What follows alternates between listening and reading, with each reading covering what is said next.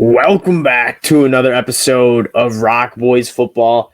Continuing taking a look at the Week 12 slate as we got a very intriguing game as Kansas goes on the road to play Kansas State. Kansas State wins this game. They're playing for a Big 12 championship.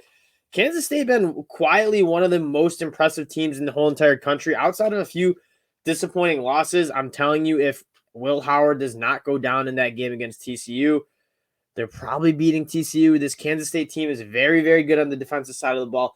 They run the ball extremely well. And yes, Adrian Martinez brings some athleticism to that quarterback spot, but it's hard to argue that Will Howard is not the better quarterback for this team. He can use his legs, but he makes them a little bit more two-dimensional than Adrian Martinez made them. There was a kind of a one-dimensional offense. It was a very good rushing attack, but they really weren't throwing the ball very effectively. In comes Will Howard, and this is a two-dimensional, very dangerous offense that has been playing very, very well with Will Howard at the helm. Before we get into the game preview, just want to say thank you guys for all the support you guys have shown the channel. Again, we love talking ball with you guys. We appreciate all the support you guys have shown. If you do like the content, consider subscribing. Let's get into the game. And when I look at this game, I think the biggest storyline, the biggest matchup is Kansas and their ability to run the football. We saw Texas kind of stop them from running the football last week, and then they got ran up all over on. And that's kind of the bread and butter for Kansas on offense is to get that rushing attack going. They obviously, whether it's Jalen Daniels, whether it's Jason Bean, they want to run the football. And they run the football in really creative ways with one of the, in my opinion, one of the most explosive running backs in the whole entire country with Devin Neal. That's how they want to do it. They want to get outside on you. They want to spread you out and run it in creative ways. And Devin Neal's a guy that if you get in space, he's going to make you pay. The problem is if you stop this Kansas rushing attack like Texas was able to do last week, this Kansas offense really struggles to be kind of two-dimensional and push the ball down the field effectively without a run game. Jalen Daniels, 17-26 for 230 yards against Texas, but the offense was much more choppy. When this Kansas offense is firing on all cylinders and it's scoring 34-plus points per game like it's averaged the whole season, it's when they're running the ball extremely well. Can they run the ball against a Kansas State team that is very stingy against the run? You look at this Kansas State, particularly in their front seven. For my money, it's the best, maybe second best defense in the Big 12 outside of Iowa State. They are very, very good at stopping the run, only allowing 4 yards per carry to opposing running backs. They have a bunch of guys that I really like in the front seven. When we previewed them in the summer, there was a lot of guys in the front seven that you really like. Obviously, Felix Anaduke Uzama. Got to practice that name a couple times. He's an absolute freak, not only in the pass rush game, but he's also very good in the run game. Austin Moore has been a very pleasant surprise for Kansas State. Not necessarily a surprise for the Kansas State fans. I thought Daniel Green was going to be the dude. He's been solid. I mean, 54 tackles, 2.5 tackles for loss. He's been solid. Austin Moore has been that guy who's getting behind the backfield, making plays around and behind the line of scrimmage. They have a bunch of guys from the secondary that also can come up and tackle in space. And when you look at how do you beat this Kansas team, you need to tackle in space. Kansas isn't a team that's going to beat you up between the tackles in the run game. They're going to get guys like Jalen Daniels, Devin Neal on the outside and try to make you miss in space. I think Kansas State's one of the better tackling defenses in the Big 12. And that's kind of where I start. Is I think Kansas State is pretty well equipped with the personnel to stop this Kansas rushing attack. Then it turns into, can Jalen Daniels move the ball through the air? Kansas State has a very good secondary. Again, kind of continuing with this trend. They only allow 58% completion percentage to opposing quarterbacks and only 217 yards passing per game allowed to opposing quarterbacks. Very good secondary. It's a very good front seven. This is a hard team to move the ball against. Flipping to the other side of the ball, how well can Kansas State run the ball against Kansas? That's how we handicapped the game against Texas last week.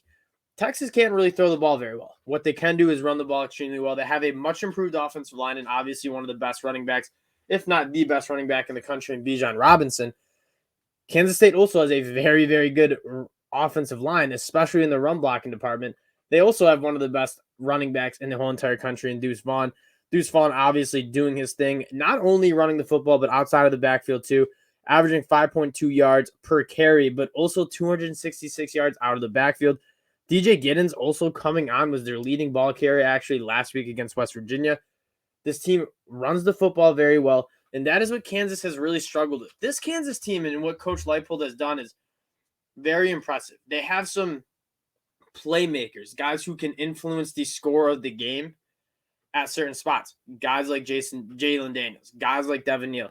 What I'm not sure they have yet is kind of that full on depth chart, and that's why you see them struggle to stop the run. They have some good. Lonnie Phelps, good. He's a good defensive lineman, but in terms of a full on like two deep front seven that's effective and can play throughout the whole game and stop the run, that's kind of where they're lacking. And I think Coach Leipold is going to build to that, but it's not there yet. And when you face an offensive line as physical and as imposing as this Kansas State team, coupled with a running back that is kind of a human joystick out in the open space, this is going to be, I struggle to see Kansas really stopping the run. And Kansas State's going to want to establish the run. Kansas, on the other hand, allowing 4.5, almost 5 yards per carry to opposing running backs. Bijan Robinson ran all over him last week.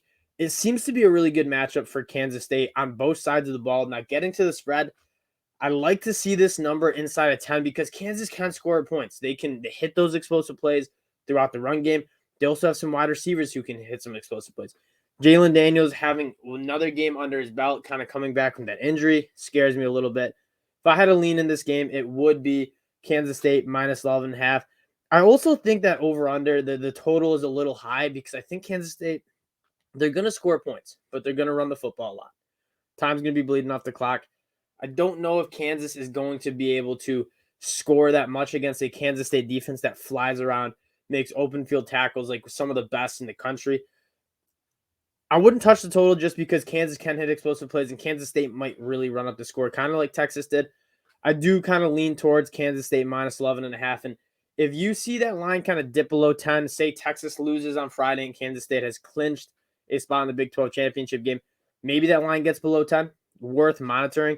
I still would take it up to 14 just because I do think Kansas State could really beat them. And I think the matchup, I've lost some money on betting against Kansas because they're a sneaky team, and you kind of want to assume that they're still the same old Kansas. They are not. They have playmakers who can influence the game in big-time ways.